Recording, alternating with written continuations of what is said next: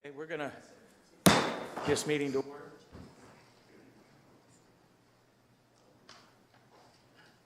Okay, welcome to the Queen Anne's County Commissioners Meeting. This is a public meeting that is being aired live on our local cable television station, QAC TV 7. These media broadcasts provide county citizens an opportunity to watch and participate in our scheduled public meetings. In addition to our live audience this evening, we are providing remote options for citizens to watch and participate in county commissioner meetings. Citizens may watch our meeting live on our website at qac.org/live or on our television channel, Breezeline Channel 7 and High Definition Channel 507. Citizens may also participate by joining the live Zoom meeting by going to qac.org/public comment. Citizens may also email comments to publiccomment@qac.org. Comments received will be summarized during the press and public comment period on this evening's agenda.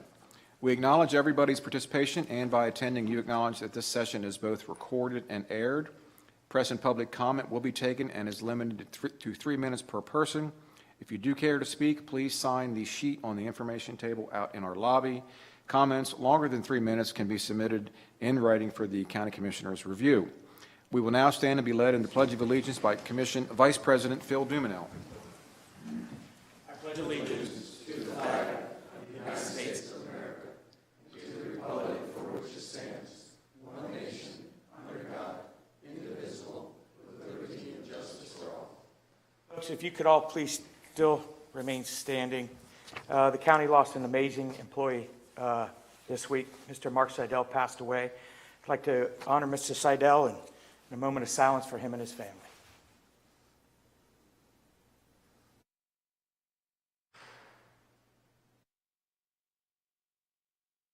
Thank you.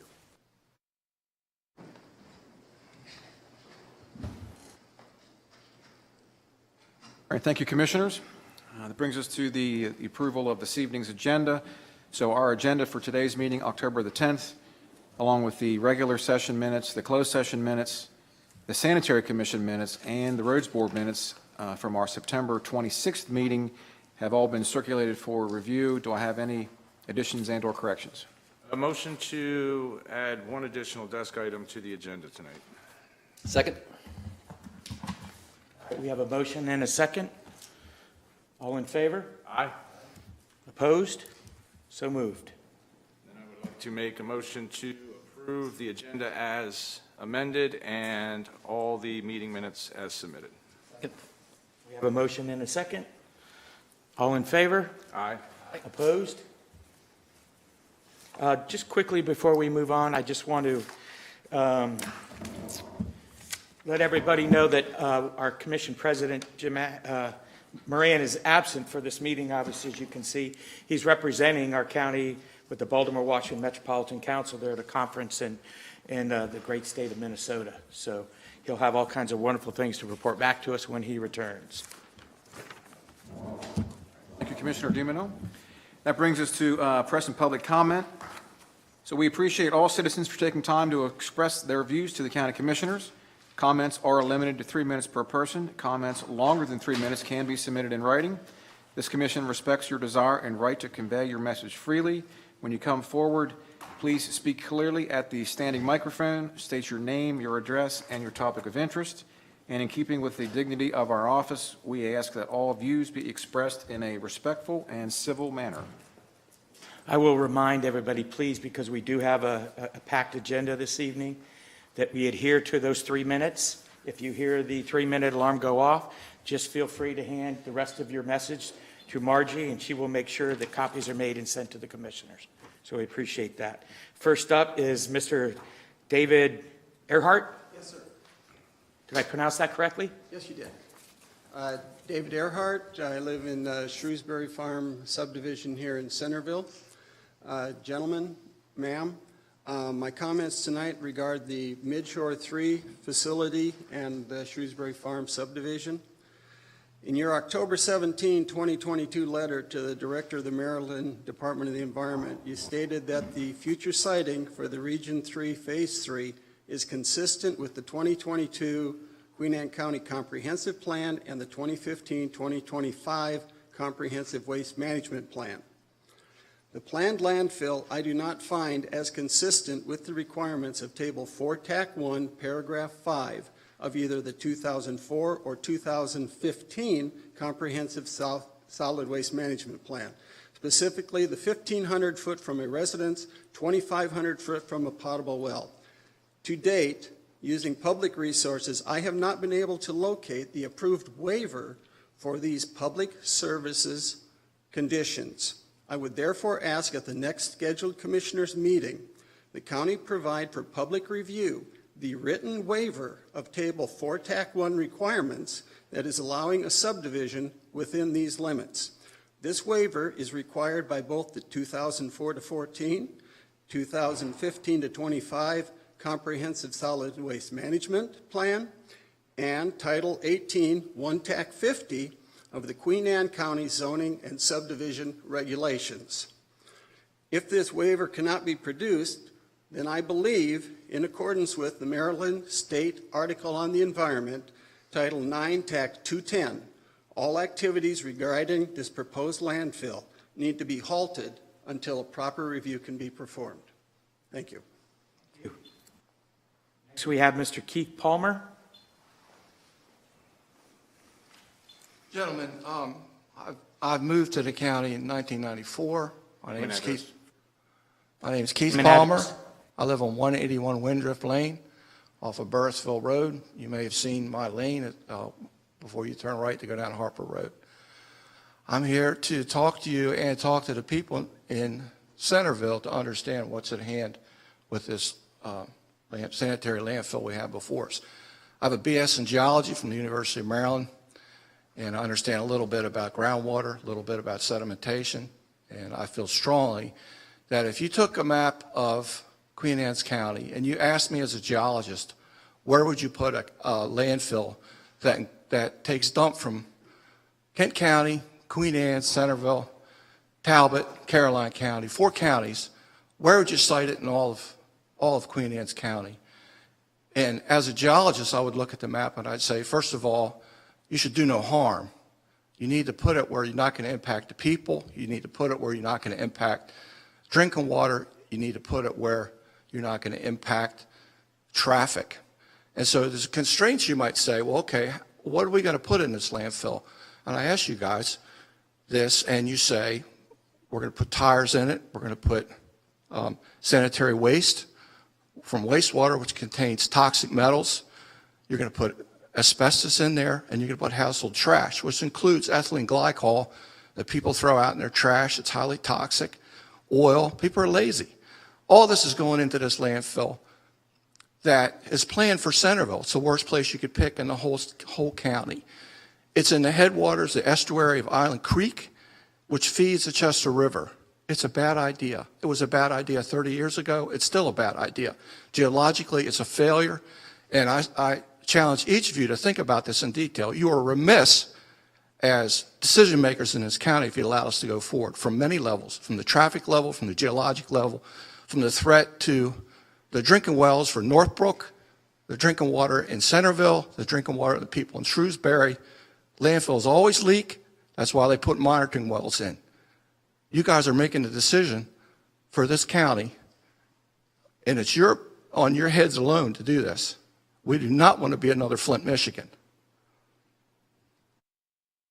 And I want to see a hand. Who's for it and who's not? We're going to ask that question in the future. Where do you stand individually on this? This is more important than anything you could do in your term here. Thank you very much. Thank you. Ms. Teresa Earhart. My name is Teresa Earhart, and I live at 428 Shrewsbury Farm Lane. I have a list of questions. I don't expect you to answer them right now. I will provide the list to Margie. But I am requesting that this landfill, Midshore Landfill Number 3, be made an actionable item at your next meeting, and that these things are addressed. My questions are addressed, comments are addressed. These are some of my questions I would like answered. Who is on the Solid Waste Advisory Committee? Does the public have access to their meeting notes? When was this committee put into place? Was it put in prior to the very first level screening for solid waste disposal facilities? Was it put in place prior to the Phase 1 report sent to MDE? We have knowledge about a consistency letter that my husband mentioned, and I want to know, I'm very confused, at what level of screening does the county normally issue a consistency letter to MDE? Okay, what level of screening? And were the constraints that are mentioned in the latest 2015-25 management plan with the distance factors that my husband mentioned, are any of these things discussed at all? Did the county address these? Did the committee, the Solid Waste Advisory Committee, discuss any of this? Are we on the first level of screening with this plan? Noting page 73 of the Waste Management Plan, what proof does the county have that they advised the public about this proposed landfill prior to issuing the October 17, 2022 letter to MDE stating that this landfill is consistent with the county's long-range planning strategies to provide adequate community facilities? I also want to note that the sign went up about 2 weeks ago. Is that in compliance? I have no idea. I also want to note that your notes from December 13th of 22 say that you have received the Phase 2 geology and hydrology report in your minute notes. You want to hand that information? I certainly do. We will get it. Thank you, Ms. Earhart. Next is Mr. Brad Dutton. Did I get that right? You did. Thank you. Brad Dutton. I live at 136 Grays Pond Lane in Centerville in the Shrewsbury Farm community. I've been there since 2019. I've been in Queen Anne's County since 2007. And first off, I just want to say thank you guys for all that you do. You make it a great place to live and to raise a family. So thank you for that genuinely. I share some of the same concerns about the solid waste disposal facility that's being planned directly adjacent to our community. Specifically what David mentioned about the distance thresholds of being 2,500 feet from a potable water supply or wellhead. I can assure you that my wellhead is within 2,500 feet. I've got 3 kids and a wife at home, so I'm greatly concerned about that. And so I'd appreciate it if it was added to the next meeting's agenda. And I just wanted to leave with one thought. As a parent of kids, I try to instill a set of values in them. One of those values is when you make a mistake or you do something wrong, you stop, you correct it, and you make it right. And I believe that moving forward to this point is a mistake. I realize a lot of work has been done to this point. This land was purchased a long time ago.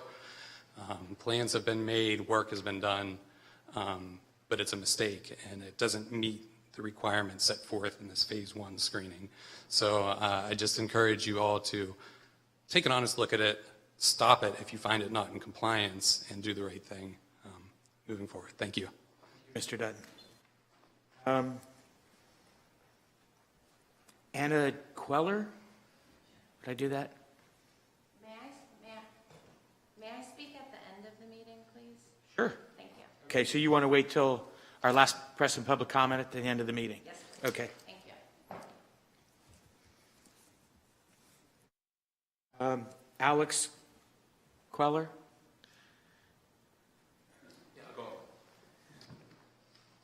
Good evening, gentlemen, and Margie. My name is Alex Queller. I'm like Mr. Brad Dutton. I'm a proud citizen of Queen Anne's County. For me, it's a dream home, building a home on 129 Grays Pond Lane. 2 years ago, we built this house in Grays Pond Lane. At the time we purchased the home, we had no idea that less than 1.1 miles from the house would be a landfill dump. Probably the width of 20 football stadiums, if I'm accurately guessing it, 240 feet high, taller than the Bay Bridge, right in my backyard. So for me, it's turned my world upside down. Turned the world upside down for my wife, for the other people in my community, and the other people that I've met recently from some of these meetings that live on Burrisville Road and Harper Road. The only thing I'd like to specifically ask the county to address going forward is, I think we can all agree from a layman's perspective, this location is flawed in many different respects. From a layman's point of view, to put that landfill where it's currently being planned, based off a purchase 30 years ago, it just doesn't make any sense. We can go through the reasons of it's right in the middle, the traffic, the smell, what people in Northbrook are going to see, the fact that it's that close to people's homes. I think it would really tarnish the county's legacy and the reputation by putting it in such a bad spot. There's so much land in this county. So specifically, I'd like to ask for serious consideration that the Queen Anne's County starts looking at other areas to put this landfill. So I understand that it's our turn of the agreement, and we have to make a decision in 7 years. But I understand that it may be important to let the public know as soon as possible, because if it's still going to go in that spot, the people that are directly impacted by it, we need to make a decision. Do we put our house for sale right away? Because we can't sit here work for the next 7 years knowing that this is happening and keep trying to fight it.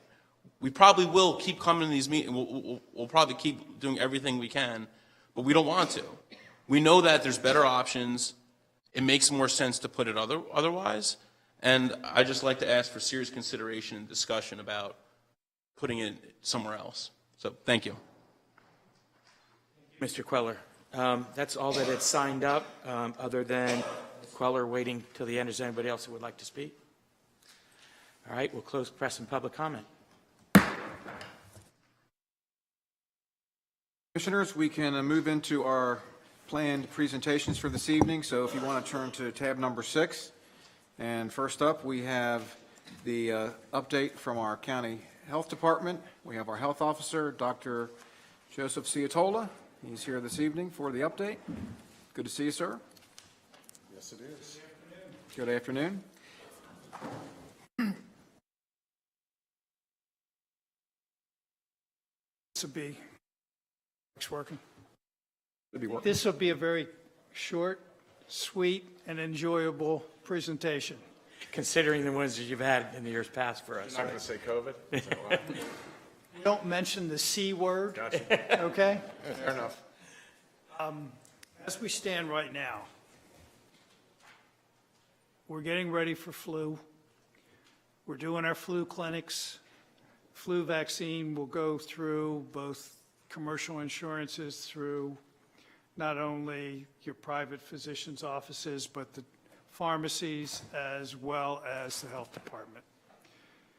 The issue with COVID, thankfully, we are still rated under the CDC identification as low occurrence, and we are seeing these periodic bumps. We're averaging anywhere from 3 to 5 positive cases per day, but it can bump up to 10. And this is the seasonal effect that we're going to see with COVID, like we have with flu.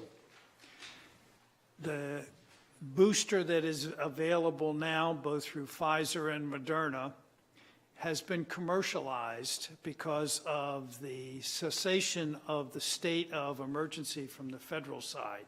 So what this means is that your insurance company will be paying for that vaccine that is currently out there now, either Moderna or Pfizer.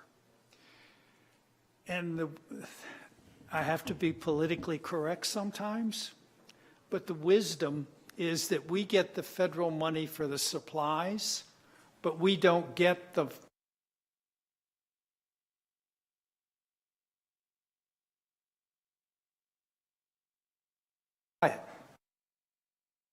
price is department does not bill for our services. I think it would be certainly, let's say, not the most prudent financial decision to make for the county or the health department, because people can go to their private physician and get the vaccine if they need it, or the booster, or the pharmacies. So if you hear people complain about why doesn't the health department have it, because I don't feel that we can financially do a just job to the county as well as to the citizens of the county with that approach. So I'm just giving you a heads up. Where we stand for activities in the county, North County always appears to have the least amount of activity, especially in senior centers, school activities. And I really want to make a push for Make a Difference Day, which is going to be November 4th, from 9 in the morning till 1 p.m. on the 4th of November in Sudlersville. It's going to be at the middle school. And at that time, we will be doing flu shots. We will be giving out information on other services in the health department. There will be other county services and information provided to address the needs in our northern jurisdictional areas. So When's that, what time? What time? I'm going to leave this with Margie, and it's going to be from 9 a.m. to 1, okay? Make a Difference Day. Zoom in. Louisville Middle. Centerville or Sudlersville Middle School. The other thing, after attending the senior center open house that we had in Graysonville, it's very obvious that we have a real absence of primary care in both the Graysonville area, especially for our seniors, as well as our underinsured or non-insured, as well as our Sudlersville area. Now, both areas are deemed federally for paucity of primary care. So the process that we've been working on is working with Chop Tank Community Health in Federalsburg and in Caroline to start transitioning and providing some primary care in both Sudlersville as well as now Graysonville. And I think the project that we're going to work on this year is moving to get that primary care in conjunction with Chop Tank, since it would be federally approved, to see if we can't get services for Chop Tank coming into Graysonville. This is a project that I think that the Health Department, with our Department of Area on Aging, and see what we can do to help improve access to primary care in our vulnerable population. So you're thinking at the senior center or the school, like we did at Sudlersville, or what? We don't have room in the schools. That's one issue. That's what I was going to get to. I don't think we have it there. We How don't- about the community center? Well, that's what I'm working, because Chop Tank has not done anything in a community center in Queen Anne. They And did I the want to school. see if we have to work through certain stipulations federally. Since we're doing it in the Sudlersville Middle School, I think the precedent has been set. We can do it in a county building, and I would love to set up having a nurse practitioner or even a primary care physician in the senior center at least 1 or 2 days a week.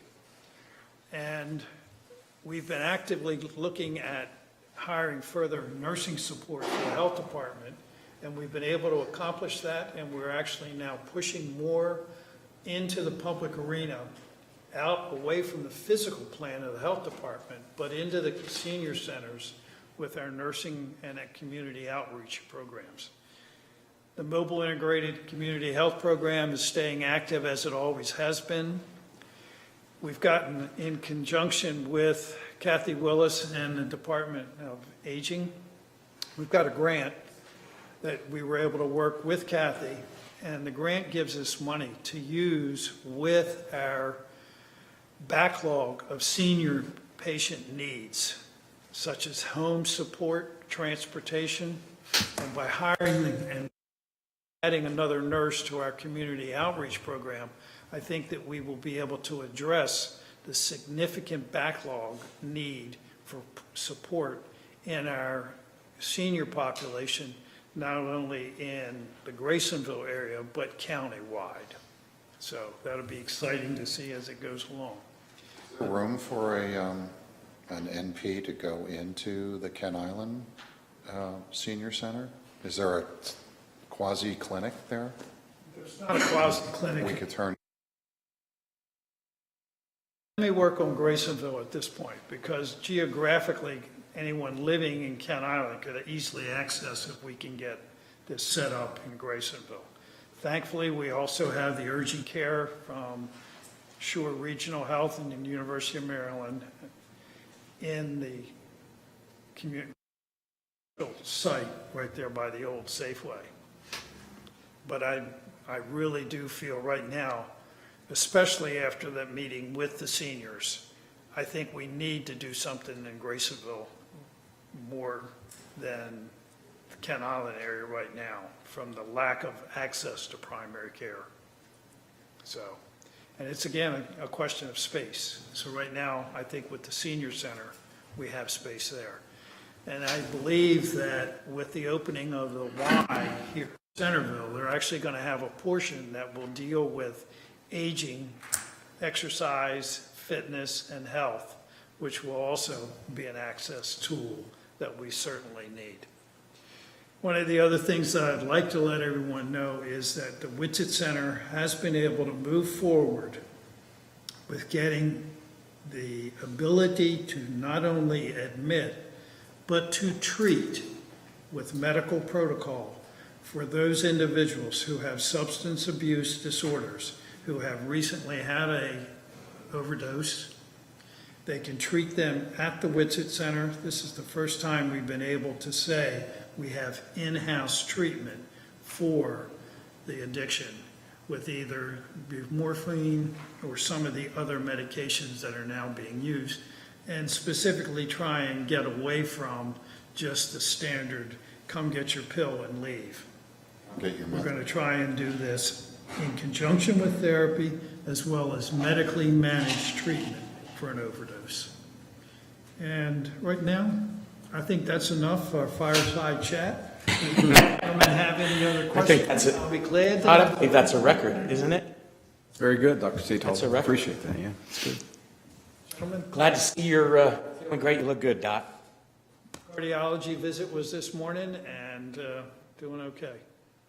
So We by appreciate the you. blessing of God and a lot of prayers. Yes, sir. Because it certainly looked like that day on the 14th of June, when I watched the monitor in the back of paramedic 300 go from a heart rate of about 120 down to 30. And I was still able to watch, and I said to the crew, glad you got the pacing pads on, because I think you may be needing them shortly. But Sometimes it's a lot of prayers. it's a curse to know too much, you know that, right? Yes. To be able to know what all that means is a curse, quite frankly. Self-diagnosis, right? Yeah. Hey, after that, I kept quiet. Gentlemen, As always, Dr. Santola, thank you very much. Appreciate it. thank Thank you, you. Dr. C. Good to see you, sir. Good to see you, All sir. right, have- Thank you. Thank you. All right, Commissioners, our next presentation is from Bill Cheshire. He's in the audience here. This is, he's requesting support for Clean Anne County's Day, and this is a new initiative to organize the first annual Clean Anne County Day on April 7th, 2024. The objective here is to solicit volunteers from organizations to help clean up county roadways, waterways, parks, and other natural areas. And there is a detailed proposal in your book, tab 6, item 2, pages 2 through 29. So, Bill, come on up. The floor is yours. Do you want to come on up? Please. Yeah, Thank you for that introduction. absolutely. I participated with the Rotary of Centerville last spring in Project Clean Stream, and a dozen of us removed about a ton of garbage from around the Centerville area. And when we were done, I went out Route 18 and realized that we've just barely made a dent in the overall It's project. discouraging, isn't it? The other thing I noted is that the project Clean Stream is organized by Chesapeake Alliance and Shore Rivers, and they did a really great job building what's called a captain's packet, which addresses issues of safety, addresses issues of liability. There's a release form. This form could be modified so that the county is held harmless, because this is not a safe activity. My first person I approached was Sheriff Gary Hoffman, and he sent me a letter of support. What he and I discussed, this is actually a great PR opportunity for his department, because normally when the lights are on behind you, it's a bad day. You're picking up trash on the side of the road, you're happy to see them. So Sheriff Hoffman, the question, and I've also spoken with the Department of Public Works. I would like to use them to help us facilitate the bulk removal once the citizens gather the trash to the transfer stations. I don't know if your transfer station is normally open on a Sunday, but again, that would need your support. Department of Parks and Recs, because they obviously are spending a lot of time and effort cleaning up and getting the citizens and for them to identify areas. The last one was with Board of Education. The Board of Education does not want to take responsibility for supervising children on the sides of the roads or even in parks, picking up litter. And that's fine. There's a ton of things that the kids can do. And one of them would be to create I guess I'm on the camera, a flyer like this. And the flyer would be posted on places such as liquor stores, convenience stores, fast food outlets, because that's where the majority of the garbage that we found on the sides of the roads. It's obviously people are throwing things out of their windows they don't want people finding in their cars, be it the police or their spouse. The other thing would be important that I've seen more and more is this QR code. And I think the community college level or even the high school level figure out how to get the QR code in here, how to set up a website. The kids can go around, take pictures of the trash, geolocate it, build up a database. There's a lot of knock-on opportunities here. I would like to see the county's main department logos in here. Sheriff Hoffman informed me that the state roads, such as Route 18, 304, 213, are actually handled by the State Highway Administration and patrolled by the state police as well. So with your approbation, I will be reaching out to those departments and trying to get their support. I've suggested the first Sunday in April. The traffic is lightest on a Sunday afternoon. You want to go earlier in the year before the grass starts growing, the bugs and the snakes come out, and It's really the best day to do it. One item of support, I just brought this sample up. My daughter actually did this art for a fundraiser. But you want to wear a sweatshirt. You want to cover your body up, and you want it to be bright yellow. And depending on how many people we get, if we could produce sweatshirts and vests with the logo on here, I think that would be very helpful. Also, producing this flyer, producing a TV commercial on your network. These are all things that we can enroll students of the county and really make this a community worthwhile project. Thank you. So I would recommend reaching out to Kristen Weed with Kent Island Beach Cleanups, because we did one of these about 5 years ago, maybe 6, and I actually, along with 2 other people, cleaned up from Churchill out 213 to just short of Schrader's property, or Schrader's sign up there. It's not that hard, but you do need a lot of lead time to get it done. So I would reach out to her. She's a great source. They're a nonprofit. They've been cleaning the beaches up on Kent Island and elsewhere. Kent Island Cleanup. Kent Island Beach Cleanups, and it's Kristen Weed is who you want to speak to there. And she can probably give you a lot of pointers on how to get the information out. And she actually uses high school kids. They have to sign a waiver independently. Obviously, the school system can't do it because of the liability. But again, I'm sure she'd work with you because they do a big one in October this year, I think it's October. I think it's the end of this month. It's called the International Coastal Cleanup, and that's where you actually pick your trash up, you catalog your trash, it gets weighed, so that they can get something predictory to go to your point about whether it's fast food trash, whatever your wife's not supposed to see, whatever that was. I don't even want to know what that one was, but yeah, beer bottles, beer cans, that kind of thing. So Guilty. But I mean, I threw mine in the trash, but it definitely gone before I get home, that's for sure. Anyway, I was going to mention too, you talk about the shirts. We have some amazing businesses in Queen Anne's County that I'm sure would love an opportunity, and I would work through our Chamber of Commerce to see if they want to do some sponsorships on the back of those sweatshirts to help raise the money for the purchase of the sweatshirts. So Linda Friday at the Chamber.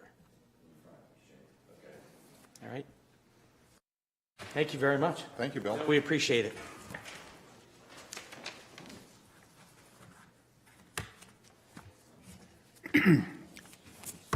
All right, Commissioners, our next presentation is from the Town Council of Centerville, and I see Charles Kugel out here, and anybody else coming with you? Eric Johnson? Oh, they're outside. Okay, come on up. Chip here is the town manager, and they want to brief the county commissioners on their upcoming plans to expand, replace their wastewater treatment plant here in the town of Centerville. Gentlemen? Commissioners, good evening. Gentlemen, how are you? You're going to see me now and then when we do the proclamation, so I'm going to switch hats. Double duty. Exactly. Welcome. We are very grateful for your time this evening, as you know, and we'll go ahead and introduce ourselves. So, of course, I'm Eric Johnson. I serve as a member of the Town Council. I was just elected Vice President of the Council based on the results of the last election and our organizing session. I have a year left in my term, but learned a lot. I want to share some of that briefly that leads into what we're here to talk about. But before we continue, if we introduce ourselves. Oh, I'm Dan Worth, I'm a Town Council member. And as you know, Chip Krugel, Town Manager. So without getting into a whole lot of storytelling with Eric, I know we have a brief amount of time.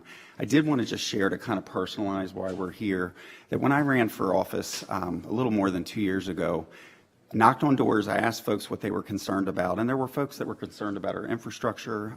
We had a roads project that is very much still in the minds of folks, and disappointment in how that went down.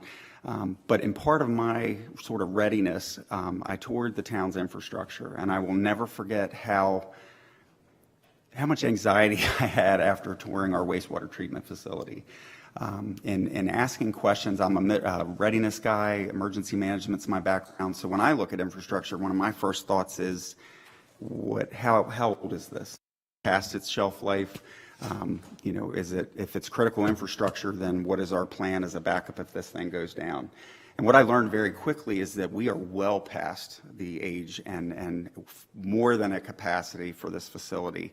And when I ask questions like, so who maintains this? How does this work? This facility is so far past its life that to get certain parts, I kid you not, our staff are going on eBay, Amazon to find things. So if you can imagine, I had a brief moment where I thought maybe I shouldn't run because this is a situation we're going to have to deal with. So before getting into any other bullets, I just want to say up front that I think the town of Centerville, regardless of who was elected at the time, comes to you sort of hanging our head a little low, feeling like, wow, we have put ourselves in a situation where we now have a priority that we need to execute. The good news is, and Chip's going to elaborate on this, we've raised a significant amount of money for a wastewater treatment facility replacement. We want to work with the county in terms of any kind of joint comprehensive plan, MDE guidance, you name it. And I know there'll be more opportunity in the future in some work sessions, but we wanted to at least pose the issue tonight. So I mentioned that we're at capacity. It's engineered end of life. And what I'll do is I'll turn it over to Chip to kind of talk about the price tag that we're looking at, how much has been raised up to this point, and kind of how we could maybe work together in some work sessions in the future. So appreciate your time tonight. Thank you, Eric. As Eric mentioned, we're significant ways down the road. We're working towards our design, and the new PER has been updated to kind of show this. We've been working with the state, with MDE, with federal, with senators to try and secure funds, and we're just over $20 million towards a $30 million goal. The pieces that we need, in addition to the engineering, the designs, are the administrative aspects that MDE is going to look at. Two of those that are critical are the comprehensive plan for the town, which is in the process of being finished up and updated, which will capture this new need and footprint, and the comprehensive water sewer plan for the county, which is really what we're queuing up for you. Is MDE is going to look at those two documents to say, this isn't just an off-the-cuff program that you're looking for money for and trying to do. This is part of the county's plan. This is part of the town of Centerville's plan. So we wanted to make sure that you are aware that this request is going to be coming in this month with the formal application to amend that document to take us to 1 million gallons a day.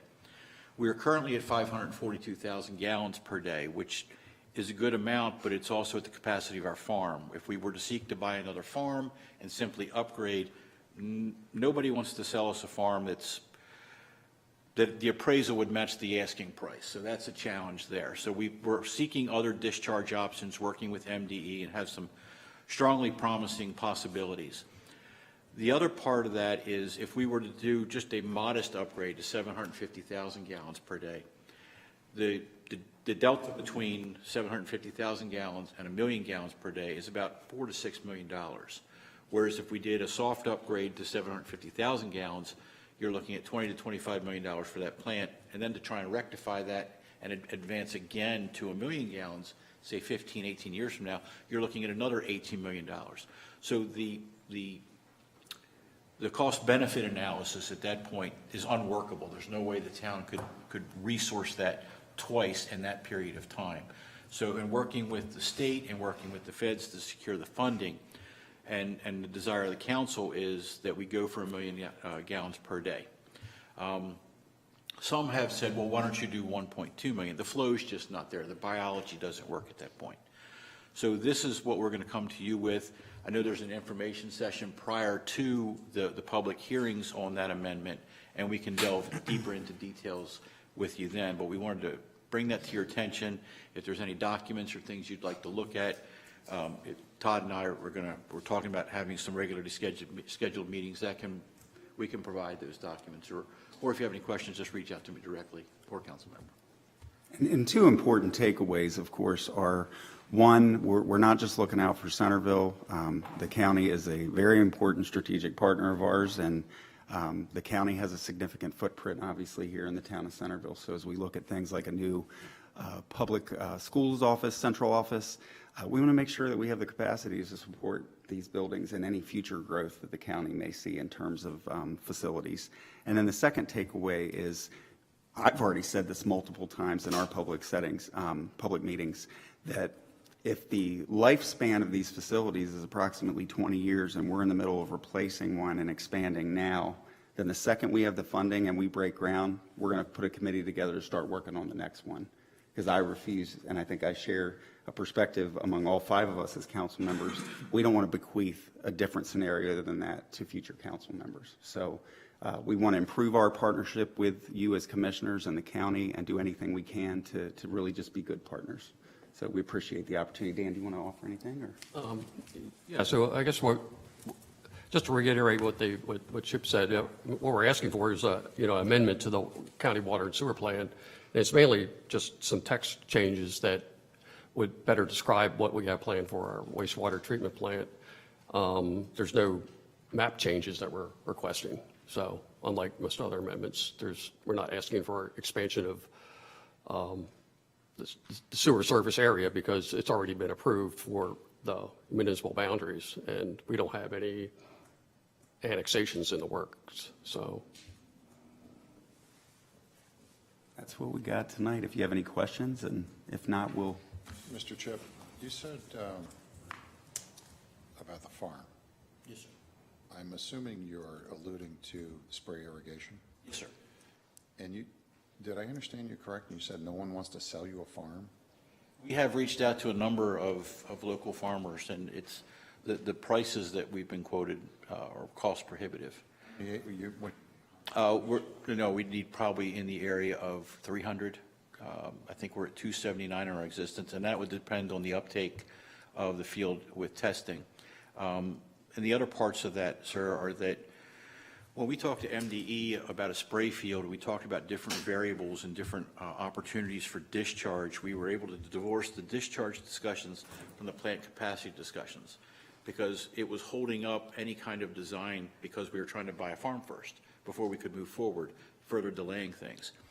And in one of the seminars that we went to in discussing things with MDE was that with climate change anticipating more and more frequent and heavier rainfall, that spray farms were going to become kind of a dinosaur, a more challenging, because when too much rain, we can't spray. And so we can't discharge, it ends up going into the Corsica. So we want to avoid in a way that's suboptimal, I'll put it to you that way. So the farm issue then becomes a secondary matter of the cost to run the piping to the farm, where you're talking about, in some cases, $1 million a mile. And finding a farm nearby was a challenge. Some have easements on them, furthering the challenges. So our footprint, or our available footprint for exploration, becomes very, very defined and very unmaneuverable. Gallons per day will 300 acres. I think our current farm is 279 acres, and that was about 542,000 gallons per day. And we do some stream discharge during the cooler months from December through March. So if you were able to get a farm, 300, 400 acres, would it, and you take that cost into effect, on the back end, would you need to, could you make the plant, the expansion a little bit smaller, therefore less expensive for solids? So the farm is a part of it. It is not an insignificant part of it. It's perhaps 20% of it, and so you're still looking well over $20 to $25 million for the plant itself. The farm becomes problematic. It has to, it can't be just any farm. It has to have the uptake. There are some that, if you look on one side of 301, there's a farm that would be fantastic, and just on the other side of that road, too much clay, and the uptake's just not there. And that becomes part of the challenge. We've been exploring a number of different discharge opportunities predicated on more advanced filtration, which is really the big thing, is you want to eliminate your solids, and you want to, you've probably been briefed at least some point on PFAS and different things that there are concerns about from an environmental perspective. So we're looking at that. There are mechanisms now that we're exploring for our filtration that virtually your nitrogen and phosphorus are non-detectable. I think Queenstown has a similar type plant. So we're not just looking to discharge waste. It's what is the enduring solution? What is the enduring outcome that benefits the citizens and the county with their needs from a municipal government? And what does the enduring footprint look like from our discharge?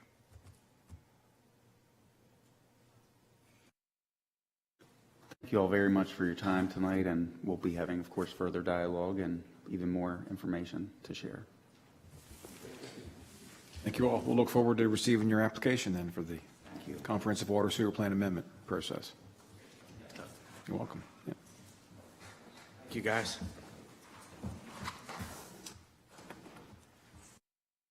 All right, Commissioners, we can move into our scheduled action items this evening. First, we have the Department of Public Works. They've got 3 items. So, gentlemen, if you want to come on up. We have Property Manager Dave McGlashan, Chief Engineer Lee Edgar, and Roads Engineer Shane Moore. So first, if you want to turn to tab 2 for Public Works section in your books.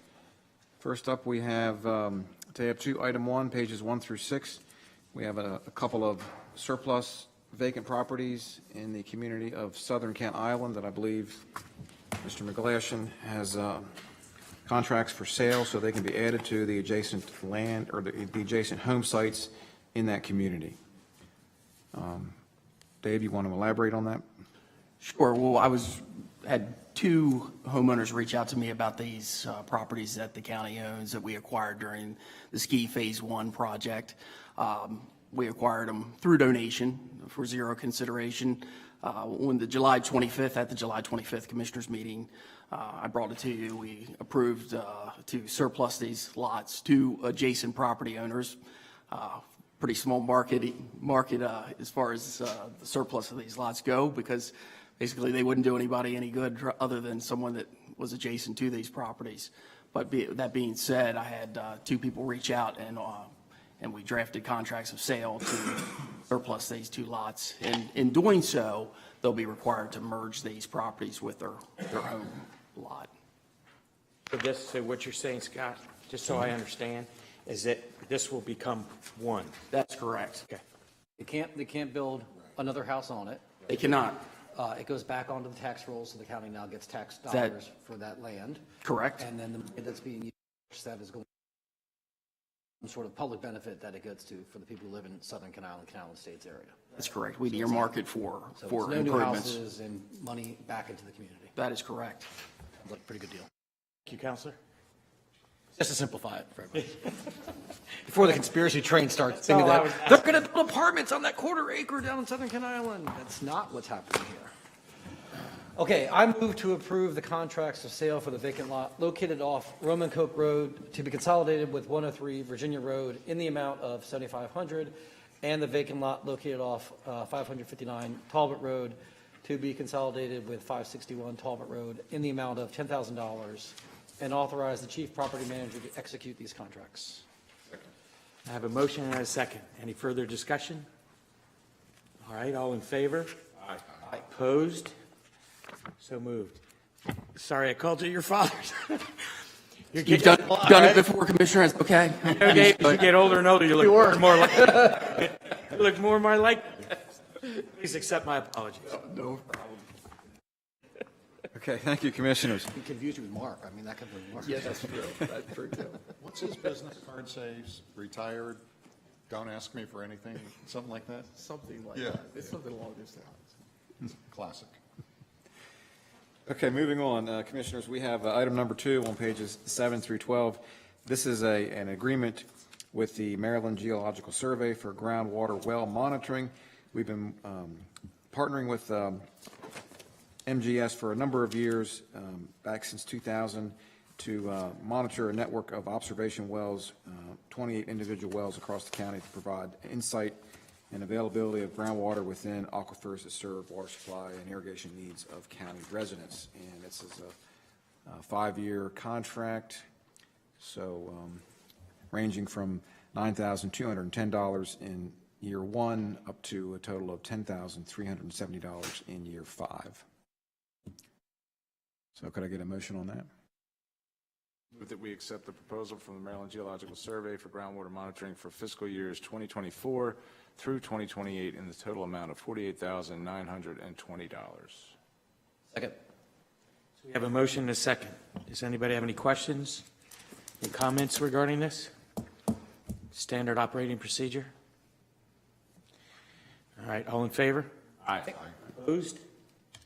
So moved. All right, thank you, Commissioners. Next up, we have tub grinding services. That's item number 3 on pages 13 and 14.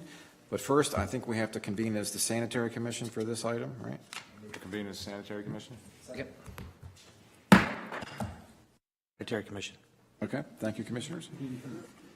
So the Roads Division is recommending awarding the FY24 tub grinding services to Martin's Excavating and Hauling of Centerville, Maryland, in the amount of $120,772. And they had a competitive bid for that services, and that would they would provide brush grinding services at the 5 county transfer stations.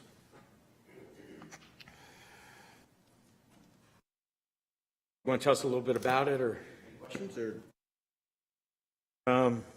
Motion, yeah. Well, someone read the motion. I move to award the FY24 tub grinding services to Martin's Excavation and Hauling LLC of Centerville, Maryland, in the amount of $120,772. We have a motion and a second. Want to tell us a little bit about what this is? Sure. Over the course of a year, citizens bring in their yard waste, tree limbs, everything like that. It gets stockpiled at the transfer stations. And once a year, we do tub grinding services where all that material is ground up into mulch and hauled off-site to end-use markets. So is it, it's almost like a chippers, they're just feeding it in? Large piece of equipment that they drop everything into, it just grinds it all up and spits out mulch. Are we selling it, Mr. Shane? No. You don't want to sell this stuff. We tried selling it, we've tried giving it away over the years. It's I not know as good as landscapers will commercial take it. mulch. It's not screened. It might have a little bit of trash in it, it has poison ivy. This stuff goes off and gets used possibly as landfill cover or something like that. Or some landscaper might want it somewhere and try using it for what they want to use it for. Yes, they do that. Somebody who doesn't like. Somebody will use it, but citizens do not come and buy it, and citizens don't want to come get it. It is available for folks.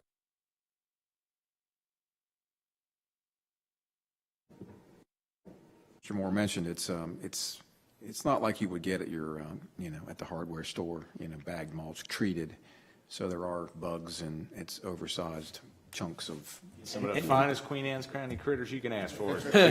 And not even mention that. Got their own name. Seeds from weeds and stuff you probably don't want in your garden anyway. Okay, anybody, any other comments?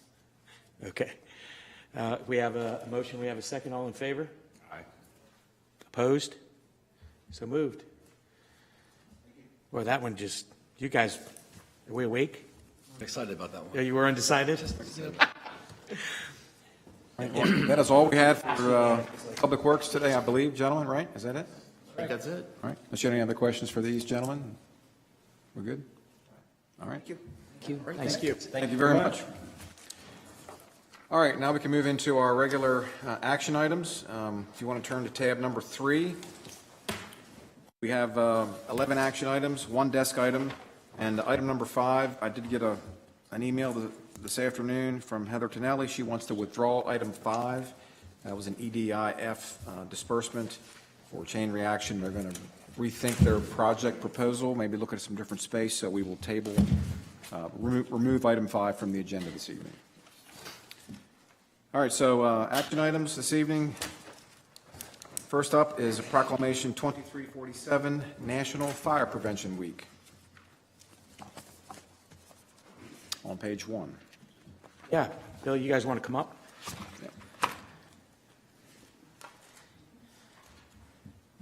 Are you keeping him straight?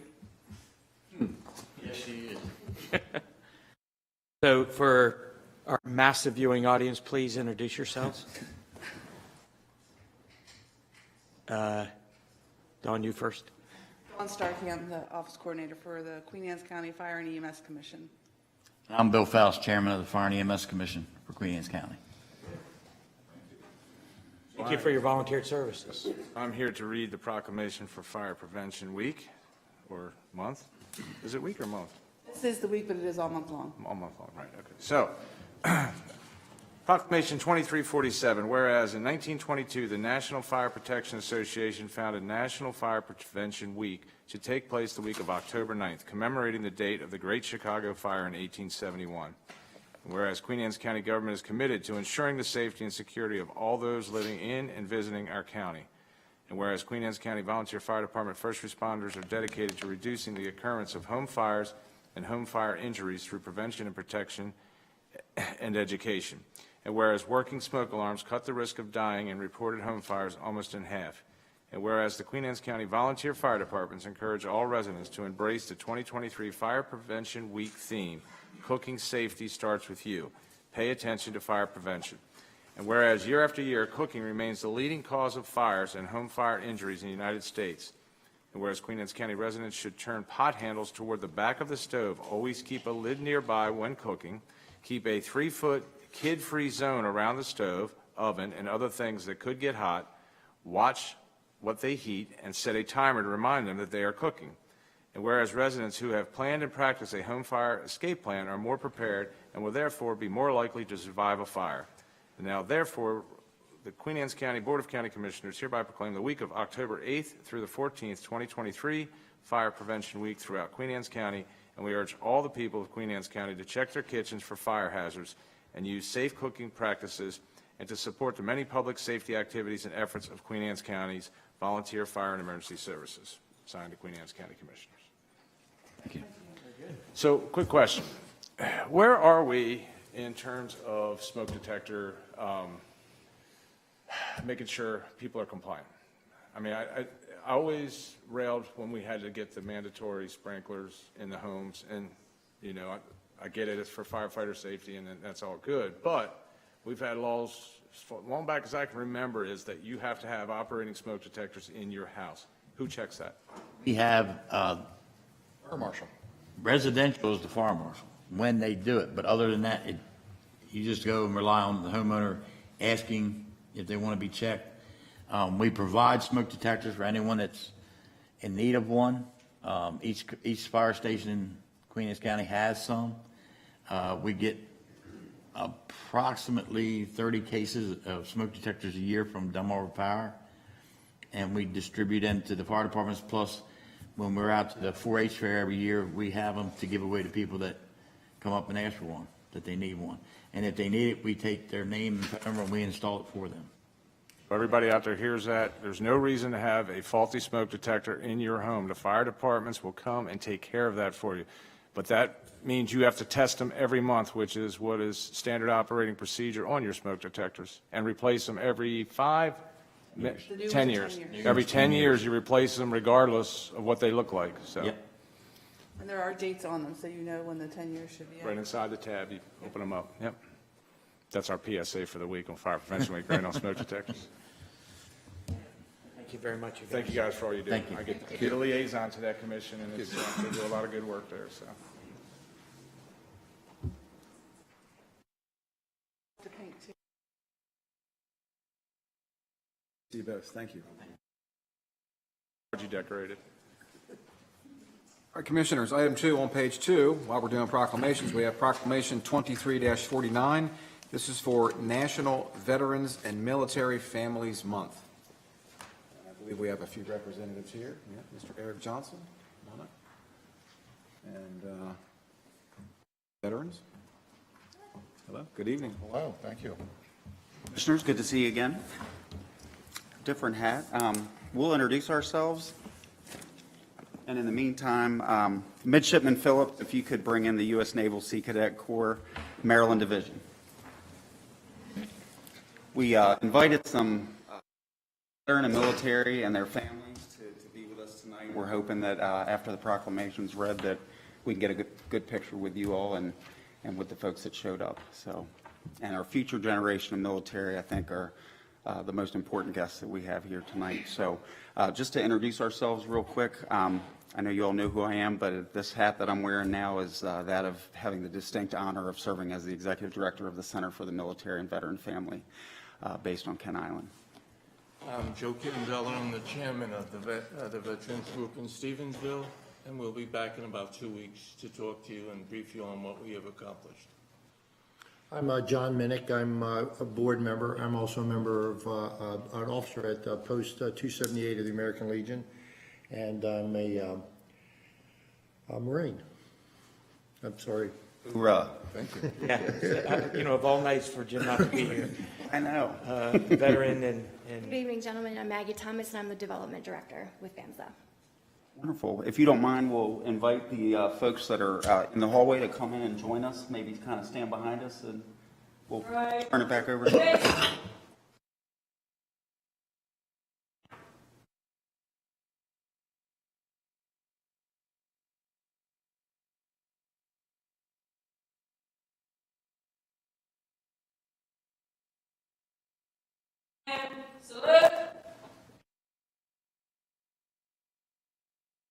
Tight walkway.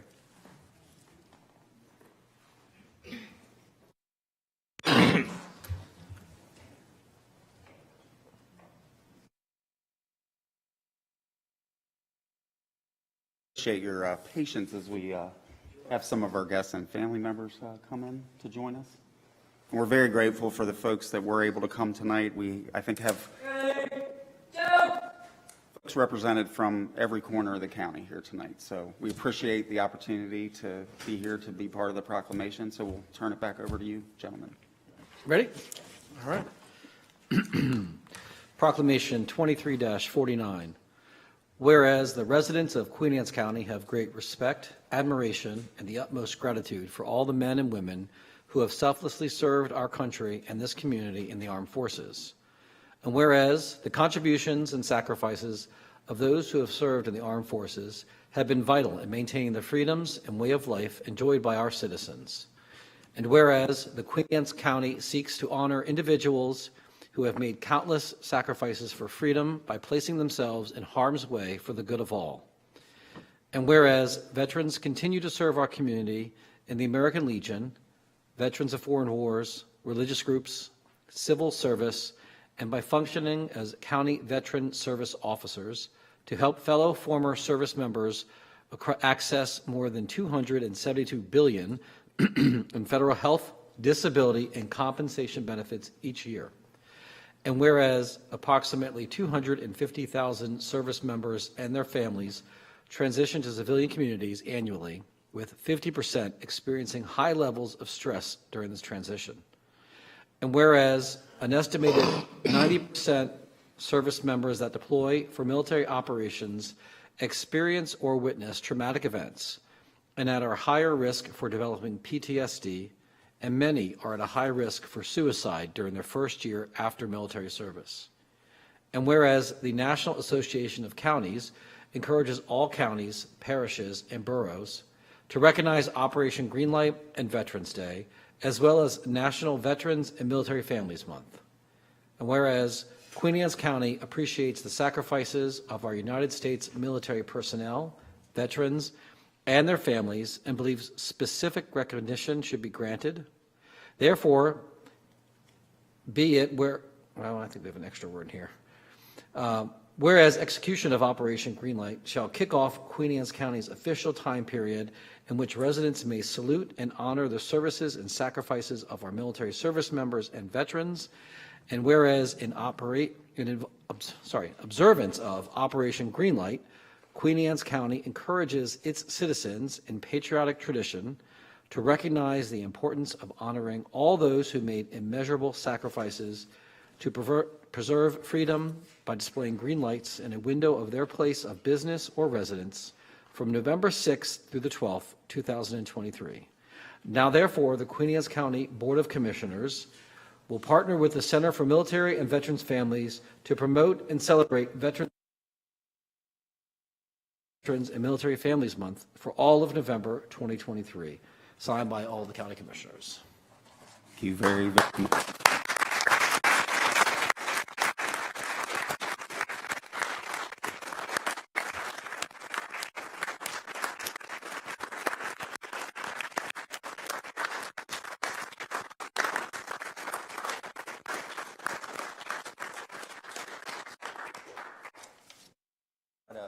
Herd cats quickly, could we get a picture? Sure. Sorry. I actually got a question for you. So about, again, this is going back to something we did a few years back. I want to say it was 5 or 6 years ago. We had a program here during around the time of Veterans Day that we actually had citizens volunteer to go out and help a veteran at their home, whether it was clean up the yard, trim trees, or is there any plans to do anything like that again? Or So the good news is we should have information like that out imminently. We're working with all the legions, the VFW, a couple other organizations to try to synchronize a calendar around everything that's planned for the month of November. So, and we're coming back, I think it's about 2 weeks, does that sound right? And so we'll get you that information the second we have it, but then we'll be able to talk in detail in about 2 weeks. Okay, just because that's the end of the month, I'm thinking if we could get it out maybe earlier to Beth, that she could get it out circulated if we're looking Yes. for volunteers or something like that. before Absolutely. that, So I promise you, Okay. it'll be imminent. Perfect. Yes, sir. Did you want in the picture? Yes. Yes. Everybody but Chris. You read the proclamation. So if all the veterans, military family members, veteran family members, and of course our Sea Cadets would come forward, we'll squeeze into this shot. Actually, we've done this before.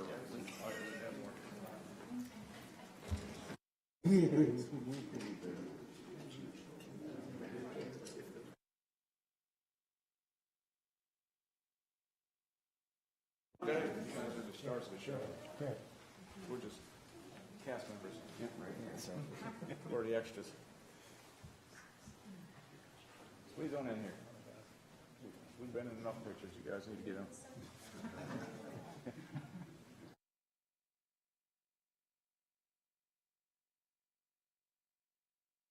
Angle shot. Stand up on the top there by the clock or what? The overhead? We ready? Until it's we. Heard us help say. Smile. Sea Cadets, you're allowed to smile.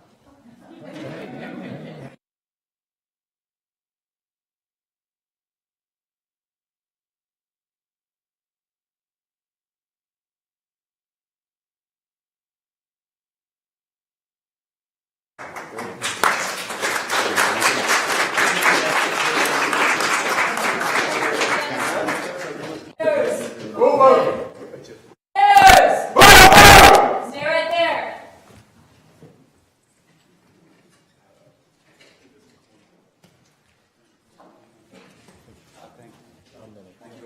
Great.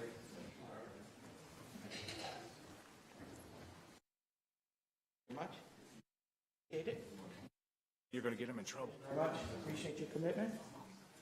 Thank you very much. Appreciate your commitment. Thanks, sir. Very much. Appreciate your commitment. Appreciate your commitment. Thank you very much. That's yours.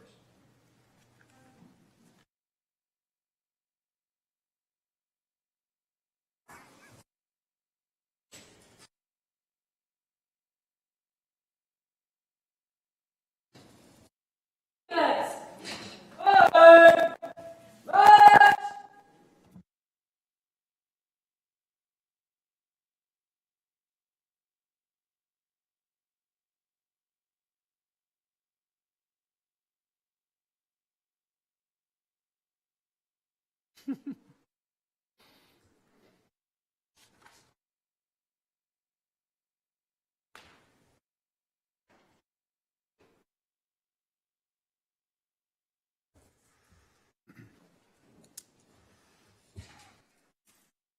All right, Commissioners, moving on. How fitting. Our next action item is for the Independence Day fireworks contract for 2024. So we have Director Steve Chanley coming up here. So the Department of Parks and Recreation has once again coordinated the fireworks celebration at the Kent Narrows Exploration Center. Zambelli, again, would be our choice to do the show. They've done an annual show each year the last several years. Great job. And they've agreed to, once again, Tuesday, July 4th, 2024, with a rain date of July 5th. So could I get a motion? Contract cost this year is $54,500. Can I get a motion? I move to authorize the Department of Parks and Recreation to execute the fireworks contract with Zambelli's for the July fireworks celebration to be held on Thursday, July 4th, 2024, with a rain date of Friday, July 5th, 2024, in the amount of $54,500. Second. We have a motion and a second. I remember when they were like 25,000. Yeah, I know. Every time we get this, Steve, it's like, wow, that number keeps going up, and I get it. A 9% increase. So I thought we talked, although gentlemen, I thought we talked about the possibility of a private pool partnership. Maybe get the local businesses who benefit, from it, specifically the Narrows, to see if they would kick in. No, nothing. Okay. We also talked about the, either doing it smaller on both sides, right? Yeah, that was also something that came up. Doing a small show on the north side of the Narrows and on the south, that always seems to be. At the same time, I think would be pretty. Big show, both sides. Big show, yeah. Lots of fireworks. Anyway, something to consider. The site for this would be a determining factor of how to do that. I know in years past, and before we shot them off at Ferry Point, we shot them off on a barge. Barges, can be a little shaky at times. There's no doubt I've seen, on occasions where there have been, unfortunately, accidents because you're, still. Ferry Point is actually the ideal location. But they've done them, they've done them on the, I remember years ago when they used to do them north and south side up, Every other year? One night after the next. One year, I remember taking my kids up there, they had them on the south side one night and north side the next night, so. I think it's something that we can definitely evaluate going forward, but I think for this year, with the new project that went on at Chesapeake Visitor Center, I think that's a good little way to show people that the new work was kind of been done there too, so. That's true. Yeah. Yep. All right. Any other questions or, no? All right, so we have a motion and a second. All in favor? Aye. Opposed? You sound excited about fireworks. It's like such a letdown here, right? Man. He wants more 90% increase. I wish I could do that. Nine. It's a unanimous. Per year over 4 years, right? We were, literally were 25, a couple of years ago, right? 3-4 years ago. We were at about You don't put a cost on freedom. You can't put a But I cost said on the fireworks, freedom's still free, but the fireworks aren't, so. You know what, but I'm over it. being fiscally conservative is over a it. good thing, but. I'm over it. But at the same time, you think about the 4th of July and the fireworks and all the events that go on, specifically with the new opening of the Heritage Center and that area there. This is a great kickoff. And so there's a tremendous amount of value for these fireworks to take place. Keeps going up. Commissioner Wilson going down to gas station buying fireworks. We can't, take a look at the costs, and unfortunately, I hope the day comes that we don't have to downgrade the quality of the show because of the expense, but. Just to keep everybody in mind, a few years ago, it was about $35,000, and then discussion came about making the show bigger. A bigger show means a bigger dollar, and that's how we got to the $50,000 level, and now this year was just, That guy's not here. And also, Yeah, you brought this in the right minute. it was also getting it on July 4th was another increase. We had sometimes we had it on the Saturday regardless of the date. It was on the Saturday, and that was cheaper if it wasn't actually on. And that actually got held because we were the only ones that did it in the COVID year. Right. And they had no work, so they came here and did it on the 4th, Right. and we've had it ever since. Just remember, Robert's Rules of Order say that absence is consent, so Mr. Rand voted in the affirmative. Mr. Director, to his point, where would they be on the south side, at the, where the Waterman's dock is? No, because what you have to do Beyond is you have to have 100 Beyond that. feet per inch show. So could we? They're out in the I east. like that idea. Can we It's done. both sides dueling? Well, to your point, you can look at having it, out on the water, but now you're going to incur another cost of getting a barge out there. So, there's a balance, but we can take a look at it if that's something that you guys are interested in. But again, I agree with James. It was a good idea. It's a good kickoff for the visitor center. And then maybe as we go into 25, that's an option. Let's get some of those for the following year, see what the cost would be, so we can look at Well, if you can, too, do some outreach up there and see what the local businesses think. Right. Maybe get sponsors to kind of help. Right, with that's what I'm funding. saying. Defray the cost, right. Get them on board. Right. Yeah. You could set them Get off them from on board. behind. Yeah. Private? right? Private partnership. P3, I'm all about those. Yeah, public-private partnership. Yeah. Sound. Thank you, guys. That? Put up or shut I'm not in them areas. Thank you, gentlemen. I'm going to get kicked off that committee. Thank you all. Thank you, guys. All right, Commissioners, item number 4 on page 8 is our character counts spotlight for October. Ms. Jennifer Parks, the spotlight is recognizing Mattapique Elementary School teacher Jennifer Parks. I'll read that. All right, please do. So if you're not familiar, the Character Counts Committee decided to change the format a little bit about recognizing and reading the Pillar of the Month. What we've decided, what the Characters Counts group decided to do was to recognize some of the folks in our community that personify those 6 pillars of character, obviously this month being trustworthiness. So this one is dedicated to Jennifer Parks, and I'll just go ahead and read this. The Character Counts pillar celebrated in October is trustworthiness. Being trustworthy means being honest and accountable, doing what you say you will do, and being a person that can be counted on to do the right thing. We need to trust others every day and often do it almost without realizing it. For parents, placing trust in someone to care for their children can be challenging. However, this month's honor stood out and makes parents feel comfortable placing their trust in her. This month, we want to recognize Mattapique Elementary School teacher Jennifer Parks. Ms. Parks has taught first grade at Mattapique since 2020, and the nominating representative was Jody Peria, who is a parent of a student who has Ms. Parks as a teacher. When leaving my child with her, I knew that she was caring for each and every child as her own.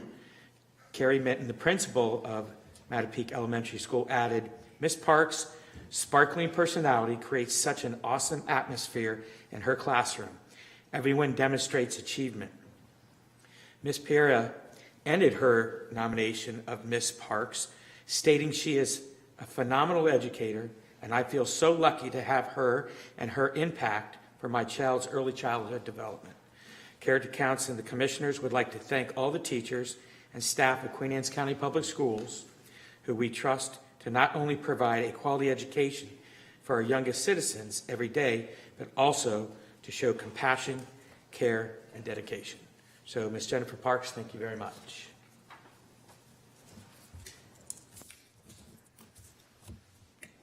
All right, thank you, Commissioners. The next item, item 5, we're going to pull that from the agenda, so we'll move on to item number 6. Item number 6 is the Rural Legacy Grant Agreement for Foreman Branch and Land's End, and I believe Donna Smith is here this evening. So we have the FY24 Rural Legacy Grant requests. They were submitted in January. Funding was approved by the Board of Public Works, just shy of $1.4 million for Foreman Branch and just over $1 million for Land's End. So this will give us the ability to preserve approximately 612 acres of prime waterfront land, woodlands, and natural habitats. Evening. Good evening. So I will make the motion. Jim's not here, so we normally alternate it. But I move to approve and execute the Foreman Branch and Land's End Rural Legacy Grant Agreements for $2,437,399. Can I get a second? Second. All right, we have a motion, we have a second. Any discussion? Anything you want to share with us that's particular about this? Yes. This well, particular one? First and foremost, I would like to say that I am very, very pleased to introduce Joe Pippin. He is going to be my successor. Uh-oh. So I'm super excited. He's been working in the office now 6 weeks. Yep, about roughly. 2 months, yeah. So I'm going to let Joe tell you a little bit about his background and where he comes from. And like I said, I am super, super excited to have him. He has just been a valuable asset to me in the last 6 weeks. Joe? Real quick, Joe. Yes, sir. The only reason I said uh-oh is because we knew this day was coming. She's been telling this for several years now. I thought we said she's not allowed to leave for a long time. I didn't. Did any of you get the notice about this? We didn't approve her I leaving. saw nothing. Nope. Nothing. I haven't met with HR yet. More years, we'll Yes, talk about it yes. then. All I can say is those shoes are like this Yeah, big. big shoes. I was going to ask you to see your feet, but Joe, that's you all look, right. you look up to the task. Go ahead. Yes, sir. Joe Pippin. First of all, thank you, Donna, for the kind words. Joe Pippin. I was with P&Z as a zoning inspector for 8 years. So now here I am with Donna doing mouth and rural legacy easements. Also, permits. yeah, And sediment permits. permits, right? Yep. Come from a family farm. My grandfather started a dairy farm back in 1950s. The family farm that we have now, my great-grandfather bought it in 1954. We still farm it to this day, grain farm. Still run the combine during harvest season for my dad, run the tractor. Back in 2020, as we said, these programs really hit home for me because back in 2020, we were able to sell our easement or gain an easement through mouth on one of our farms and gave us some farming security, smart growth for our farm, gained some more tillable land that's prime value in this county. And also it's really not about the money, it's more of heritage for my kids and my family. You know, my kids might be able to build a house and farm that farm one day. I look forward to working with you guys, and I'll see you around. So do we have a departure date? I have 24 months. So, Okay, good. 24 months. So, So this so will. in this 2 will- years, Joe will be so up to speed, we're Yes. probably not even going to miss you? No, you won't miss me at all. That will give us the opportunity to go through 2 complete easement cycles with both rural legacy and Mount. We're learning from the best. That's right. Well, and this year, with the money that Todd enlightened us about through rural legacy, it's 2.4 million, almost $2.5 million. That's twice as much as we normally get for this program. That's going to give us enough money to do 7 farms through rural legacy. We generally get 1 to 2, maybe 2. We're going to do 7. And Mouth. I was just saying, how's the second bite at the apple looking on that? Well, Mouth, the first round, we were able to secure $4,574,861, which was 1,198 acres for 8 farms. Second round, we got 2 additional farms for 592.6 acres, 2.2 million, so we ended up with $6,851,216, 10 farms from Mouth, 7 farms through rural legacy. That's more than we've ever done in the last 20 years, ever. For a total of 2,402 acres, $9,288,615, almost $10 million bucks. For a $1.3 million investment of county money. Where'd it get us for Carroll County? Where they at? I don't Did we know catch what they that? got We're just, this hey, look, year. I don't care about the Yeah. overall anymore, year to year, though. Yeah, We gotta be I'll getting have to closer. get back to you. I don't know. But we slammed the other counties, slammed them literally. And we will get our piece of the 95 million in probably April. So I'm looking for anywhere 10 to 15 farms in that round in April. So we're just killing it. And that's why I'm so grateful to have Joe. He has been I just cannot tell you how much help he's been to me already. Yeah. Good.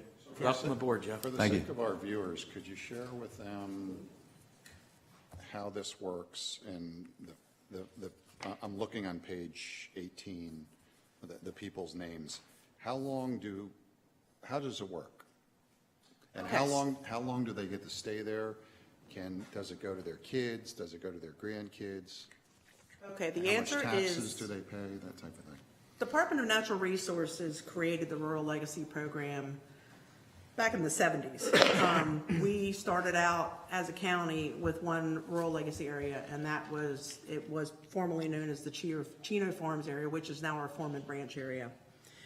And we held public hearings to see if anyone would be interested in rolling their farms into an easement. And Department of Natural Resources focuses on environmentally sensitive areas, ecologically challenged areas, forest land, non-tidal wetlands, tillable land. They want to keep the farms as farms, taking the development rates away from them, but they also want to protect the natural resources. So the focus areas generally are waterfront. And when we started getting a lot of interest in the Foreman Branch area, there was the second area established that was Land's End, and that started with Conquest Farm. And that was 682 acres. And we had public hearings once again and established who was interested. So you basically hear from the landowners. They call the office. Hey, I would like to put my land into land preservation. How do I do it? We meet with the landowners and we give them the criteria of what they can and cannot do on these properties. And then it becomes word of mouth. You know, oh, my neighbor put it in, you know, I want to put my farm in, and the money comes from Program Open Space. Program Open Space is funded through the recordation tax in the state of Maryland. Every county pays a fee when they record marriage licenses, deeds, mortgages, deeds of trust, everything. So part of that money goes specifically to Program Open Space, which that gets divvied up into multiple programs, and Rural Legacy is one of those recipients. How long can that person stay there on the property? Easement runs with the land. So if a property owner puts their farm into an easement and they pass away, sell the farm, or the next generation inherits it, that easement stays with the farm. They can sell the farm? Absolutely they can. Yes, the easement runs with the land. That encumbrance stays with that land. They But there's only one payment, one time, and that's it. Which if they sold it, the person they're selling it to doesn't get that. No, that's correct. It's the initial. That's correct. It's to preserve it as a farm. If they don't sell it, can it go to their children? Absolutely, sure. So, and then their children? Yes. And It's just And think are of it as they- it's attached to the land, just like so any other. how is their encumbrance would be. tax scheduled? How is their property tax scheduled for that? To tell you the truth, there's not really a big reduction in farm value after they put an easement on the property. And generally, if they sell the property, it's to another farmer or another investment that wants to farm it and have it farmed or hunt, you know, or whatever that desire is. So if the buyer, if the property owner goes into this easement, are they paying taxes? Yes. As the years goes on? Yes. And if they grant it to their children will pay agricultural tax as well? Correct. Now, you have to remember, on a farm, the part of it that's an agricultural use gets taxed as agricultural use. Any residences that you have there still get taxed as a residential lot. Right. So it's not over the entire property, it's not over the residences, it's just on the agricultural land. So this example of Land's End, is there a property owner there, or is it just land? Is there a house there? The three properties that we have in Land's End, one of them has a house, the other two are just vacant properties. Okay. So my question is, on any of these properties that we have put easements on, can any of them be turned into a public park for the sake of the Queen Anne's County taxpayers? No, Why? because the easement is to protect agricultural land, forest land, and ecologically sensitive areas. Would there be a possibility moving forward on any of these 12 farms you're talking about? Could any No. of them? There's no public access permitted on these properties. It's in the easement, there's no public access. That's just the nature of the program. Basically, Is there a you're being different paid to give program up that rights. would work to allow us to have a park up county? You would have to probably buy a property, and the landowner would be willing to make that transition, but it would be whatever zoning would allow. You know, as far as easements, there are program open space easements that do that. They do playgrounds, they do trails. You know, there's different programs that do facilitate those public access properties.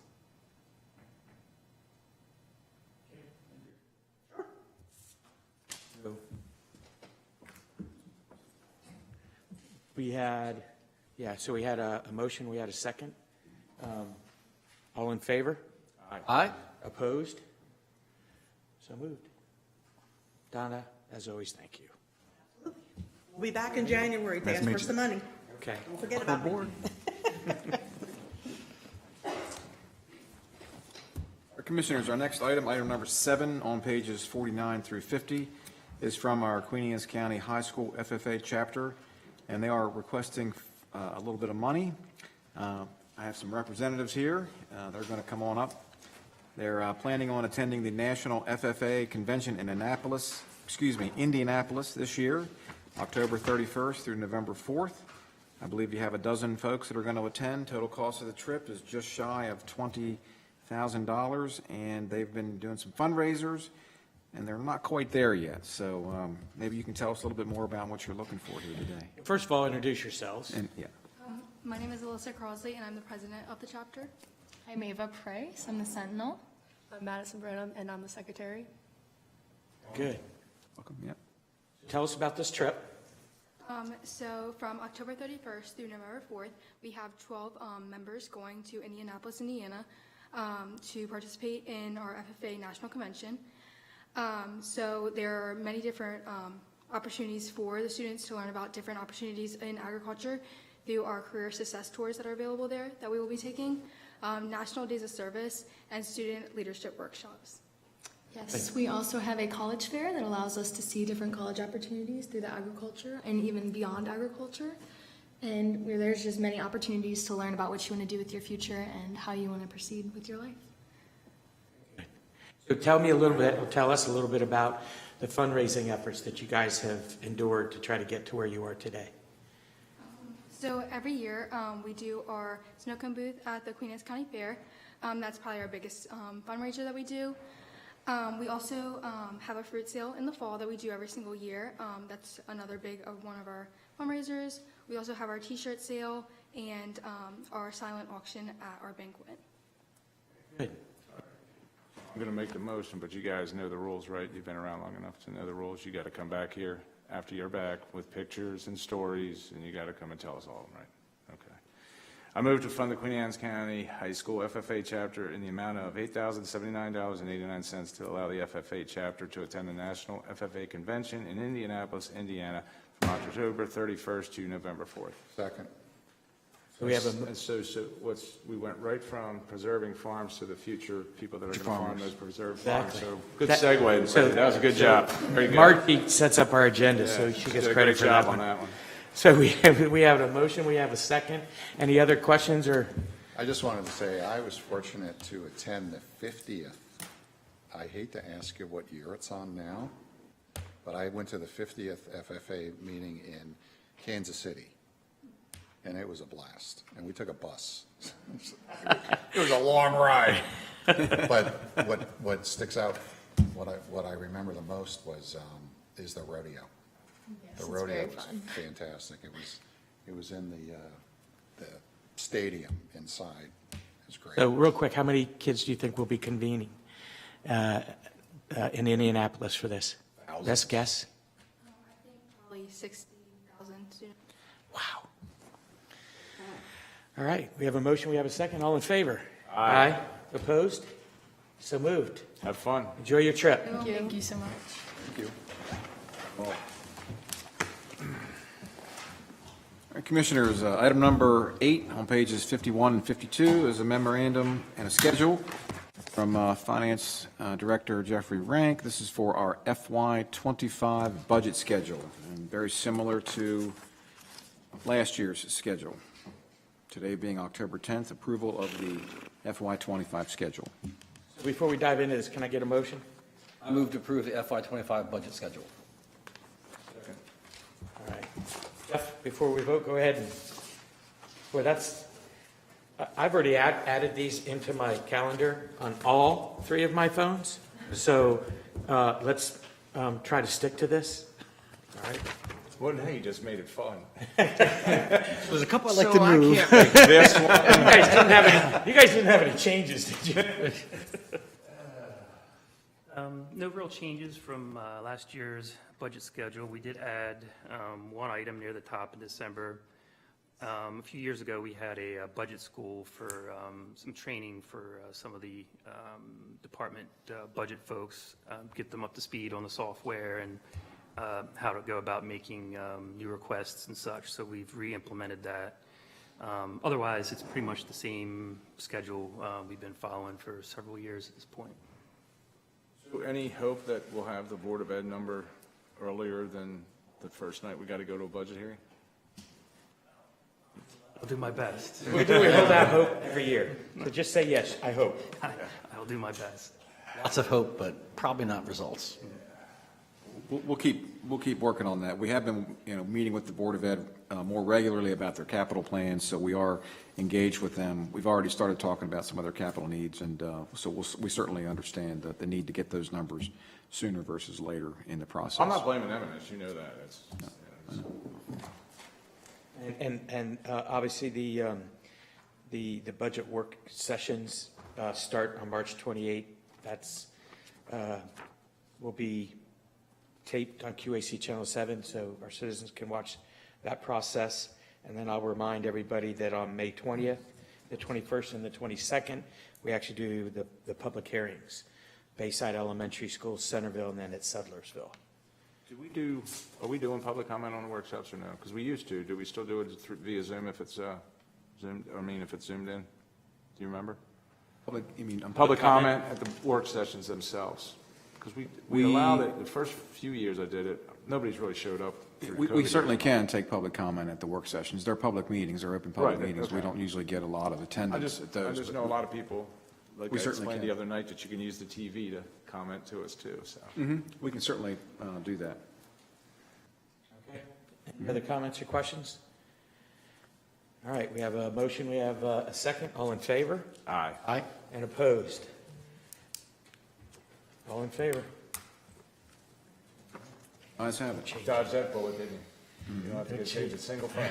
All right, Commissioners, thank you. We have 3 budget amendments up next. So item number 9 on page 53 is Budget Amendment CC 15, Animal Control Insurance Claim, and this will establish budget authority in the amount of $16,225 for a replacement animal control vehicle that was in an accident last year, and they want to use those funds to find a replacement vehicle.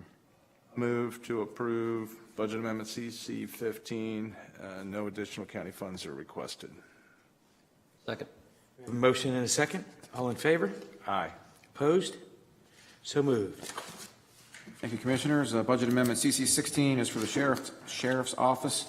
They received a Governor's Office of Crime Control and Prevention Police Accountability Community Transparency Grant. They budgeted $300,000, but they received $396,184. So this amendment allows them the additional budget authority of $96,184 to match their grant award. So no county funds Move involved. to approve Budget Amendment CC 16. No additional county funds needed. We have a motion and a second. All in favor? Aye. Opposed? So moved. Hey, Commissioners, thank you. Our last budget amendment is Budget Amendment CC 17, also for the Sheriff's Office. Again, they received a grant from the Office of Crime Control, Prevention, Police Recruitment, and Retention. But this grant was budgeted at $69,501, but they only received $25,000. So this actually decreases their spending authority by $44,501 to match the grant award. Approve Budget Amendment CC 17. No additional county funds requested. Second. We have a motion, we have a second. All in favor? Aye. Opposed? So moved. Thank you, Commissioners. Our last item is desk item number 1. This is a support letter for the backpack healthcare program. This was received by Mike Walsh from Capital Strategies, and this is they're submitting an application for the backpack healthcare. It's a service provider grant under the Community Supports Partnership for Maryland Community Health Resources, and it provides high-quality cultural, intentional mental health services to children and families across Queen Anne's County. Get a motion? That one, Counselor. I move to execute the letter of support for Backpack Healthcare for their grant application. Second. We have a motion and we have a second. All in favor? Aye. Aye. And opposed? So moved, Marge. Commissioners, that is all of the action items for this evening. I will note, and I'll just thank you all again. My mother did send a thank you note, her card for the flowers that she received for her little illness she had, but she's doing very well, so we appreciate that very much. Well, if it wasn't for her, we wouldn't have you. That's what she said. Commissioner, can we let Miss Anna speak? Press and public Yeah, comment. we got press and public. Yeah, We're getting there. we get, yeah, it's on your agenda. It's on your agenda. So that is all the action. No, items. Patrick. She didn't speak the first one, she can't speak now, no? Silence. We're going to check and see if anybody else signed up. You did say you wanted to go first. And you saved the sheet, For the too. second session, I did save the sheet. Right. So we are ready. So, for- what else signed up? You already read it once, Tad, we're good. All right, press and public comment. Anna Queller, you're up.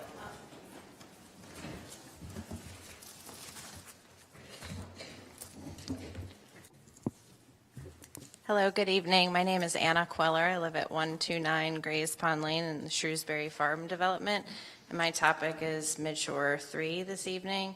I thought it was important to speak at the end because I wanted to make sure everyone knew that we're not going away. I want to make sure this is the last thing that you hear this evening, so you go home and think about it and dream about it like I have for the past 2 weeks. As you know, MES submitted a disposal permit application to MDE to operate the Midshore 3 at Harper Road on land that the county purchased 30 years ago in 1991. A lot has changed in those 30 years. In order for the permit process to move forward, the county had to provide MDE a letter affirming that the site conforms to the county's zoning and land use requirements and the county's 10-year solid waste plan. As we heard earlier, the county provided that letter in October 22. The letter is flawed. The Harper Road site does not conform with the county's 10-year solid waste plan. It does not pass the first-level screening requirements in the plan, including that the site is within 25 feet of a well, multiple wells, but it only requires one. The plan directs DPW and zoning to conduct a preliminary review of the Harper Road site. What were the results of this preliminary review? Where are the results of this preliminary review? What and where are the results from further review? The Harper Road site does not conform with the county's 2022 comprehensive land use plan. The land use plan indicates that the county will continue to assess the feasibility of the siting of Midshore 3. What were the results from this feasibility study? Where are they? The county zoning code does not allow for solid waste facilities anywhere in the county. As we heard earlier, Chapter 18 provides a process by which the county can grant an exemption, but there's a process that must be followed. If this exemption was granted, where is the written consent of the county administrator? Where is the written determination by the county that no reasonable alternatives exist? Reasonable alternatives do exist. Have you assessed the feasibility of purchasing a parcel of land off 301 away from residences, more easily accessible to the other counties? The county's own 10-year plan provides some other options. Expansion of the Midshore Group to include other counties, work with Delaware to establish a system for the entire Delmarva Peninsula. What were the results of the exploration of these options? Could Queen Anne's County and Kent County work together to come up with a 40-year solution? Even if this public services exemption existed, it would only be an exemption from the Land Use and Development Code. There is no exemption for the 10-year solid waste plan, and it also has to comply with that. I'd ask that the public get an opportunity to be heard on this, that we get to hear what you guys have to think about it at an actionable agenda item. Thank you. Thank you. Is there anybody else who would like to speak? All right. Please, step up. Good evening, gentlemen. My name is John Schaefer, live in the Shrewsbury Farm neighborhood. And I'm one of the people that fall within that 1,500-foot circle, right? The 2,500-foot and 1,500-foot from a well. By my calculations, my well falls the closest, as best I can tell, looking at an overhead view of the neighborhood. And I just wanted to, similar to everybody else here that is also affected, make an appeal to reconsider the location based on the considerations for the groundwater, as well as the visual considerations for a 240-foot high mound that I submit would be visible from Northbrook, from Centerville, potentially from the Bay Bridge. if you look at that site, like the height that it need to be to accommodate all the trash required, this thing is enormous. And I'd encourage you to do some visual projections of where you're going to see that from the county. From where in the county you'll be able to see that pile. And so for that reason and numerous others, I just ask you to reconsider. Anybody else that would like to speak?